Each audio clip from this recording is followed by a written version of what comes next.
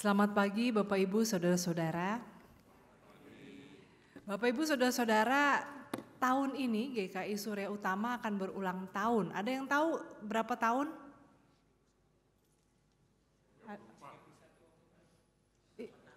34. 40 tahun. Wah. Karena didewasakannya tahun 1983. Jadi tahun ini GKI Surya Utama 40 tahun. Luar biasa ya, perjalanan kita sebagai jemaat sudah 40 tahun dan sudah dengan segala macam naik turun, termasuk kita sudah melalui masa-masa pandemi dan sekarang kita semua kembali berkumpul di sini. Dan Bapak Ibu Saudara-saudara, walaupun seringkali mungkin ada saatnya orang berkata, aduh ini gereja ini banyak kurangnya nih, gimana nanti jemaatnya pada ini ibadahnya kayak begini, anak muda apakah tertarik begitu ya. Atau mungkin juga in general kita sebagai orang Kristen merasa ini kekristenan apa bisa bertahan di dunia, secara statistik angkanya terus berkurang. Anak-anak muda yang lahir dari keluarga Kristen malah banyak yang menjadi non-believers, wah gimana ini gitu. Tapi saudara-saudara, tanpa mau mengatakan bahwa ancaman-ancaman itu tidak nyata, tetapi kita juga kalau kita melihat Tuhan terus menambahkan orang yang percaya, orang yang mau melayani, termasuk juga tadi anak-anak muda yang dikhawatirkan tidak akan lagi percaya, masih banyak anak-anak muda yang terus memberikan dirinya untuk melayani Tuhan, ya. Walaupun ini jangan bikin kita kemudian jadi takabur. Nah pertanyaannya saudara-saudara, kenapa? Apa sih yang membuat gereja kekristenan masih terus bisa bertahan sampai sekarang? Termasuk di GKI Surya Utama, apa yang membuat saudara-saudara tetap datang ke gereja? Padahal kan bisa ikut kebaktian live stream ya. Tidak dianjurkan saudara-saudara itu tetap ada untuk yang lagi sakit atau harus isolasi mandiri atau mungkin sedang tugas luar kota, tapi kita tetap diajak untuk kalau bisa datang kebaktian onsite di tempat supaya bisa bersekutu dengan saudara seiman. Tapi apa sih yang bikin kita mau terus tetap hadir? Saudara-saudara, jawabannya tentu beragam. Tiap-tiap saudara punya jawaban masing-masing. Ada yang mungkin ya apalah gitu ya. Tapi saya berharap apapun jawabannya itu, semuanya itu bisa ditemukan di dalamnya adalah kecintaan akan Tuhan. Karena saudara mencintai Tuhan. Karena saudara mengasihi dan sudah merasakan cinta kasih Tuhan dalam hidup saudara. Dan rasanya untuk sekedar pergi hari Minggu ke gereja, duduk dengan manis selama 1,5 jam more or less, itu sebuah hal yang terlalu kecil untuk bisa dikembalikan kepada Tuhan yang sudah begitu baik. Nah saudara-saudara, kalau itu benar bahwa karena cinta akan Tuhan, seperti tadi dalam Mazmur dikatakan ya, cinta akan rumah Tuhan menghanguskan aku, jadi terbakar oleh kecintaan. Ini cintanya pada bait Allah gitu ya, untuk datang berziarah ke bait Allah si pemazmur ini. Tapi tentunya bukan pada gedungnya tetapi kepada Tuhan yang dipahami bersemayam di bait Allah dalam tradisi umat Yahudi ini. Nah tapi saudara-saudara tentu kita tahu bahwa Tuhan ada di mana saja, bukan hanya ada di gereja, tetapi bahwa kita datang itu semoga itu sebuah tanda karena kita mencintai Tuhan, mengasihi Tuhan, rasa syukur. Nah saudara-saudara, kenapa motivasi mencintai itu menjadi penting? Karena memang pada dasarnya hanya ada 2 motivasi dalam manusia bertindak. Ya lagi-lagi tentu ini spektrum seperti yang tadi di awal saya sudah katakan, ada spektrum dalam filosofi kehidupan. Satu spektrum di satu ujung adalah bagaimana hidup itu untuk bersenang-senang, ganti dia nunjuknya ke sini, ntar yang sebelah sini tersinggung lagi, merasa kami ya yang dituduh gitu ya. Spektrum yang maunya bersenang-senang, maunya nyaman, sementara spektrum satu lagi hidup for a purpose, hidup untuk suatu tujuan, suatu makna, sehingga walau harus menderita tapi jika makna itu tercapai, tujuan itu tercapai, maka dia mau. Sementara yang ini life is for fun on itself ya, pokoknya memang pleasure itu sendiri. Ada maknanya, nggak ada maknanya, pokoknya saya merasa nyaman, merasa senang. Nah, saudara demikian juga kalau kita bicara motivasi, sebetulnya motivasi manusia itu basicnya ada 2. Love, karena kecintaan, dan fear, karena takut.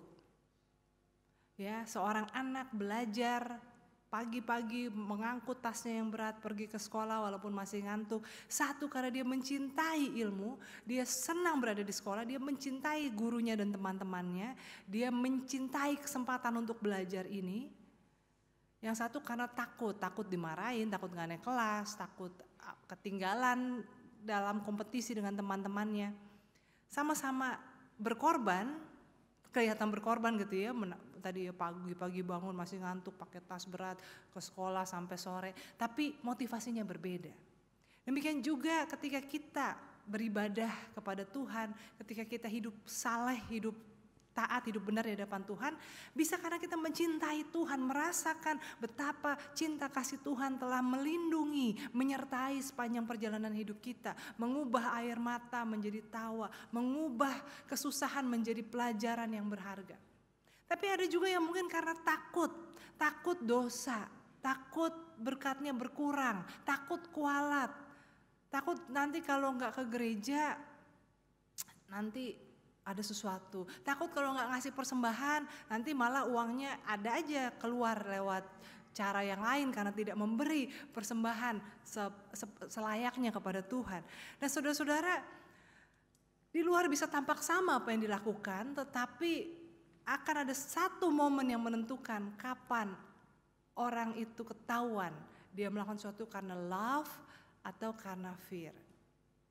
Pada dasarnya orang yang melakukan sesuatu karena fear, karena rasa takut, sebetulnya dia egosentris. Dirinya yang dipikirkan. Dia sedang melindungi dirinya. Ini survive ya. Anak yang sekolah karena takut nggak naik kelas kan takut, dia melindungi dirinya supaya dia tidak naik kelas. Atau orang yang pergi ketemu teman-teman karena fear of missing out, bukan karena dia senang ketemu temannya atau karena dia enjoy eventnya, tapi karena fear of missing out, maka dia sedang memikirkan dirinya, bukan memikirkan apakah temannya akan senang, apakah dia datang untuk menjadi berkat, tapi supaya dia tidak ketinggalan, supaya dia tidak kalah dan sebagainya. Dan ketika orang yang motivasinya fear, maka pusat dirinya adalah di egonya, egosentris, pusat hidupnya adalah dirinya, maka sebetulnya dia akan berkalkulasi. Ya, orang yang katanya sekarang ini dulu kan FOMO ya, fear of missing out. Takut ketinggalan apa yang lagi trending, apa yang lagi happening. Tapi sekarang ini orang bukan FOMO tapi FOBO, fear of better option. Makanya orang tuh sulit untuk komit pada suatu relasi, pada suatu pekerjaan, pada suatu janji temu, karena fear of better options. Gimana kalau saya udah komit iya ke dia, ternyata ada pilihan yang lebih baik. Tapi kita lihat ya, fear ini, entah fear of missing out atau fear of better option, sebetulnya sedang memikirkan diri sendiri. Kita bukan fear of God, dalam arti kita begitu menghormati orang lain sehingga kita takut, tapi sebetulnya sedang melindungi diri sendiri dan kita sedang berkalkulasi. Maka dan sebaliknya, orang yang bermotivasinya love, maka dia akan bersifat altruistik. Lawannya dari egosentrik. Altruistik itu adalah ketika dia memikirkan yang lain. Ketika kita katakan bahwa kita mengasihi seseorang, maka kita seharusnya kita memikirkan yang terbaik untuk dia. Ya, ketika orang tua mengasihi anaknya, maka yang dipikirkan bukan apa yang nyaman buat orang tua. Ya aduh, anak ini nangis, berisik banget sih, udah dikasih deh ke siapa deh, tolong suruh urusin berisik gitu. Itu bukan sayang tentunya ya. Ketika kita menyayangi walaupun kita nggak paham kenapa dia menangis, kita akan berusaha mencari tahu. Apakah lapar, apakah dingin, apakah sakit, kenapa? Kita berusaha memahami, itu love, altruistik, kita memikirkan orang lain. Maka sifatnya tidak kalkulatif tetapi siap untuk memberi dan bahkan mengorbankan diri. Nah, maka kapan orang akan ketahuan apa yang menjadi motivasi dasar dia dalam berrelasi, dalam bekerja, dalam sekolah, dalam beribadah, dalam beriman, adalah ketika ada sebuah mara bahaya terjadi. Ada sebuah penderitaan terjadi. Ketika kalkulasi sudah dihitung dan ternyata ini merugikan. Saudara-saudara, kita beribadah karena misalnya kalau kita beribadah karena kita fear, ya karena takut, Maka kita datang ke gereja, ya pakai baju yang rapi, duduk tidak telat, lalu kita mendengarkan firman Tuhan. Lalu ketika pengutusan dan berkat, wah jangan sampai berkatnya ada yang ketinggalan ya. Kalau perlu kalimat berkatnya panjang-panjang gitu, kita resapi gitu. Tuhan menghadapkan wajahnya kepadaku, memberi kasih karunia, memberi damai sejahtera, wah gitu ya.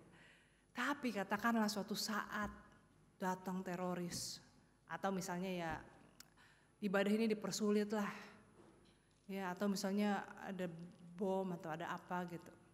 Saudara-saudara, untungnya sih selama ini saya lihat kan menjelang hari raya gerejawi biasa kan banyak kekhawatiran ya, makanya selalu ada polisi berjaga-jaga memastikan supaya tidak ada hal-hal yang tidak diinginkan. Tapi puji Tuhan orang tetap datang ke gereja. Nggak tahu karena orang Indonesia itu memang nggak kenal takut gitu ya, atau karena cintakan Tuhan. Karena orang Indonesia kan gitu ya, di Sarina ada teroris pada datang nonton. Jadi mungkin kita juga mungkin karena kita orang Indonesia ya, nenek moyangku seorang pelaut, jadi kita mentalnya kuat. Tapi saudara-saudara itu ya, jadi mungkin sebenarnya mungkin bukan soal bom dan sebagainya, tapi penderitaan personal.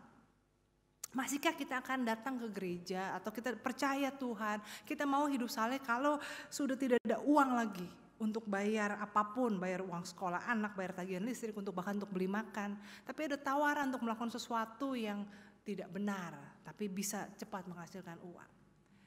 Atau ketika misalnya kita sudah menghitung kalkulasi pasangan kita gitu ya, memang sih setia sehidup semati dalam susah, senang, sehat, sakit, kaya ataupun miskin. Tapi kalau udah dihitung-hitung, apa untungnya saya menikah sama dia? Apa baiknya? Ini saya mumpung saya masih muda dan ada better options. Akankah kita tetap memilih untuk setia karena kita sudah berjanji di hadapan Tuhan dan bukan hanya di hadapan manusia? Atau ketika kita melayani Tuhan, lalu kita mengalami kritikan, kita malah jadi susah. Mungkin malah disalahpahami ya. Kemarin beberapa waktu awal bulan ini baru saja ada retret untuk para pelayan dan majelis jemaat. Dan salah satu sesinya adalah bicara tentang memulihkan tubuh Kristus yang terluka. Karena kita sebagai gereja adalah tubuh Kristus, tapi seringkali dalam pelayanan juga malah kita terluka, kita tertolak, kita tersinggung dan sebagainya. Nah ini pertanyaan, bukan pertanyaannya, disitulah kan kelihatan. Ketika kita kalau kita menggunakan kalkulator, entah kalkulator emosi atau kalkulator yang lainnya, dan kita melihat ini tidak menyenangkan, ini tidak menguntungkan, saya tidak dapat apapun dari sini, maka semua itu akan dengan mudah kita tinggalkan. Tetapi ketika kita mencintai Tuhan, ketika kita melakukan, ketika kita beriman, ketika kita berelasi karena kasih kita kepada Allah dan kepada sesama, maka ketika kita mengalami kesusahan, justru kasih kita semakin teruji. Nah, saudara-saudara, dalam Injil Matius, Tuhan Yesus sudah mengingatkan kepada murid-muridnya. Jadi kita baca memang dari ayat 24, tapi kalau kita baca di mulai dari ayat 22 dikatakan, kamu akan dibenci oleh semua orang karena namaku, tetapi orang yang bertahan sampai pada kesudahannya akan selamat. Saudara-saudara, ini pengajaran Tuhan Yesus akan mengingatkan akan penganiayaan yang akan datang untuk para pengikutnya. Tapi Tuhan Yesus katakan seorang murid tidak akan lebih daripada gurunya, seorang hamba tidak akan lebih daripada tuannya. Dengan kata lain Tuhan Yesus mau mengatakan apa yang akan kamu alami sudah aku alami. Dan tidak akan lebih berat daripada apa yang harus ditanggung oleh Tuhan Yesus. Kenapa? Bukan soal bentuk penderitaan jasmaninya, tetapi Tuhan Yesus ditinggalkan seorang diri. Titik tergelap yang bisa terjadi dalam kehidupan seorang manusia yang dihukum karena kebenaran adalah ketika dia ditinggalkan. Ya, perasaan bahwa jangan-jangan aku salah. Kalau sampai matinya seseorang yakin bahwa apa yang dia bela itu benar, sekalipun dihukum mati, maka itu menjadi sebuah amor fati, sebuah takdir yang dicintai. Tetapi Tuhan Yesus dalam kekelamannya dia mengalami ditinggalkan.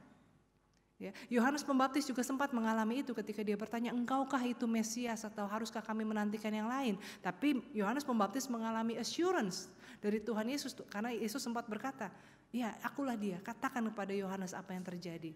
Orang buta melihat, orang lumpuh berjalan. Nah, Yesus mau mengatakan kita mungkin akan mengalami kesusahan, tapi dalam cinta kita kepada Tuhan, maka kesusahan itu tidak kita alami seorang diri. bahwa Tuhan tetap bersama dengan kita. Ini yang Tuhan katakan. Seorang murid tidak akan menderita lebih daripada gurunya, atau seorang hamba lebih daripada tuannya. Maka jangan takut. Saudara-saudara, perkataan Tuhan Yesus ini berkata jangan takut ini, saya ketika membacanya saya membayangkannya disampaikan dengan sangat intim. Walaupun memang kepada banyak murid, tetapi ketika Tuhan Yesus katakan rambut di kepalamu itu pun terhitung ya. Itu seperti kalau misalnya orang berkata mungkin sambil kepalanya dibelai gitu ya. Rambut di kepalamu pun terhitung. Dan kamu jauh lebih berharga daripada burung-burung pipit yang Tuhan pelihara. Tuhan mengatakan bahwa kamu berharga, kamu dikasihi. Jadi ya ketika kita dikasihi Tuhan, ketika kita mengasihi Tuhan, bukan berarti dalam perjalanan iman kita akan steril, kebal dari kesusahan. Bahkan penderitaan, bahkan penganiayaan yang dialami oleh orang Kristen di zaman mula-mula. Tetapi saudara-saudara, kasih Tuhan tidak pernah berhenti. Tidak ada yang bisa memisahkan kita dari kasih Tuhan dalam Kristus. Itu menjadi kesaksian Paulus, tidak pedang, tidak kelaparan, bahkan maut sekalipun tidak dapat memisahkan kita. Nah, oleh karena itu saya berharap kita semua menguji hati kita dan melihat bahwa memang love bukan fear, bukan rasa takut, bukan kalkulasi, bukan pertimbangan untuk kenyamanan diri sendiri yang menjadi motivasi kita hidup. Karena kalau kita bicara soal beriman, kita nggak bicara cuma soal pelayanan, tapi soal kita hadir, soal kita berelasi, soal kita berperan di tengah masyarakat, soal kita bekerja, berbisnis, berusaha, soal kita bahkan mungkin terlibat dalam politik. Motivasi itu adalah karena kita mengasihi Allah dan sesama kita manusia. Nah, saudara-saudara, mungkin buat kita ini kok susah amat ya gitu ya. Nah, tapi untuk itu saya mau mengajak kita untuk melihat kitab Yeremia pasal 20 yang tadi kita baca. Saudara-saudara, saya pertama kali ngeh dengan ayat-ayat ini ketika kuliah di Sekolah Tinggi Teologi. Dan ketika saya ditabis, saya menggunakan teks dari Yeremia dan saya meminta dosen saya saat itu Pak Martin Sinaga untuk membuat tulisan berdasarkan dari Yeremia 20 ayat 7 ini. Engkau telah memujuk aku ya Tuhan, dan aku telah membiarkan diriku dibujuk. Engkau terlalu kuat bagiku dan engkau menundukkan aku. Aku telah menjadi tertawan sepanjang hari, semuanya mereka mengolok-olok aku. Nah, ini dan seterusnya, tetapi ayat yang ke 9b, ayat 9, tetapi apabila aku berpikir aku tidak mau mengingat dia dan tidak mau mengucapkan firman lagi demi namanya, maka dalam hatiku ada sesuatu yang seperti api yang menyala-nyala terkurung dalam tulang-tulangku. Aku berlelah-lelah untuk menahannya tetapi aku tidak sanggup. Saudara-saudara, gambaran yang Yeremia gunakan ketika menjelaskan bagaimana Tuhan memanggil dia di usia yang masih sangat muda, belasan tahun ketika dia dipanggil, dikatakan bahwa Tuhan merayunya, membujuk, seduce. I was seduced by God, you seduce me. Saudara-saudara, kata seducing itu, kata merayu itu kan seperti seorang kekasih yang membujuk, merayu kekasihnya untuk mengikuti apa yang menjadi kemauannya. Dan demikianlah juga ketika Tuhan memberikan kita purpose dalam kehidupan, memberikan kita tugas, panggilan, itu bukannya seperti seorang bos yang memberikan tugas, nih kerjain. Tapi sebagai seorang kekasih yang mengajak kita untuk juga melihat kehidupan dari mata Tuhan. Melihat sesama kita juga bagaimana Tuhan melihat mereka dengan kasih. Melihat penderitaan manusia sebagai sesuatu yang tidak bisa kita tinggal diam. Karena Yeremia katakan ketika aku berpikir aku tidak mau terlibat, ada sesuatu yang membara, ya, ada api di dalam diriku yang susah payah aku menahannya tapi tidak bisa. Saudara-saudara, saya yakin Tuhan punya panggilan untuk setiap saudara. Saudara ada di dunia ini pasti ada sebuah tujuan, purpose. Dan itu bisa hal yang tampak sederhana, misalnya mungkin memperhatikan orang yang lanjut usia, mengantar jemput mereka ke gereja, melawat, menanyakan, mendoakan. Hal yang tampak sederhana tapi bukan berarti kecil ya. Tapi mungkin juga bisa jadi sebuah hal-hal yang lain ketika ada kekerasan terhadap anak, ada kekerasan dalam rumah tangga dan saudara terpanggil untuk do something about it. Atau mungkin bicara soal kesehatan mental, ada banyak orang yang depresi, ada banyak orang yang merasa sendirian, ada banyak orang yang menjadi korban bullying dan saudara terpanggil untuk itu. Atau mungkin juga bicara soal ketidakadilan sosial, bicara soal kesenjangan ekonomi. Saudara-saudara, saya yakin Tuhan pasti punya misi apapun itu. Ya, atau mungkin juga melayani di gereja. Nah, tetapi saudara-saudara, ini seringkali ya yang terjadi lah ketika Tuhan memberi panggilan itu, biasanya para nabi itu menolak. Jadi mereka gak pernah, Tuhan saya mau Tuhan. Musa gak pernah bilang, Tuhan saya mau deh balik lagi ke Mesir. Tuh saya gemes itu sama orang-orang di Mesir itu. Kok puluhan tahun, ratusan tahun begitu aja. Kirim saya Tuhan, enggak. Selalu Tuhan memanggil dan enggak mau. Memang berat saudara-saudara untuk mengiyakan panggilan Tuhan. Tapi pada akhirnya mereka semua, toh bahkan Yunus sekalipun yang melarikan diri pada akhirnya kembali untuk melakukan apa yang diperintahkan oleh Tuhan. Artinya apa? Artinya dalam panggilan itu tidak pernah ada ambisi pribadi. Semuanya itu untuk kemuliaan Tuhan. Kalau kita punya ambisi pribadi justru kita harus mengintrospeksi, jangan-jangan itu soal kalkulasi.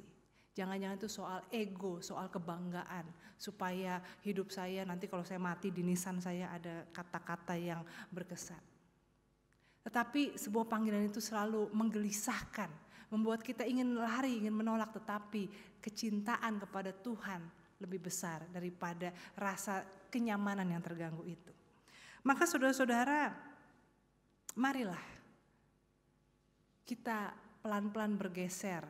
Kalau selama ini hidup kita hanya untuk diri sendiri, egosentris. Dalam setiap relasi kita, dalam setiap pekerjaan atau profesi atau apapun peran kita di tengah dunia, selama ini kita sifatnya egosentris. Kita selalu kalkulatif, apa untungnya buat saya, apa loophole-nya, bagaimana bisa, mana exit-nya, sehingga ketika sesuatu ini tidak menyenangkan saya siap angkat kaki dengan keadaan yang aman. Saudara-saudara, kalau selama ini mungkin kita seperti itu, sudah saatnya. Sama seperti gereja kita yang semakin dewasa 40 tahun, kita juga mestinya semakin dewasa, kita menjadi orang-orang yang mau untuk berkomitmen kepada Tuhan. Menunjukkan kasih kita kepada Tuhan dalam aksi kita di tengah dunia. Dan juga tentunya dalam pelayanan di gereja.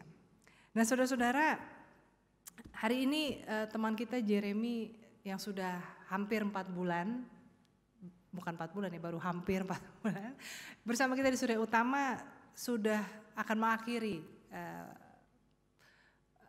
praktek penempatan sementara di sini ya, untuk kemudian nanti akan kembali ke sinode dan diproses ya, bersama dengan Yunike, teman seangkatannya, anaknya Pak Johnson dan Bu Ani, sama-sama calon pendeta GKI.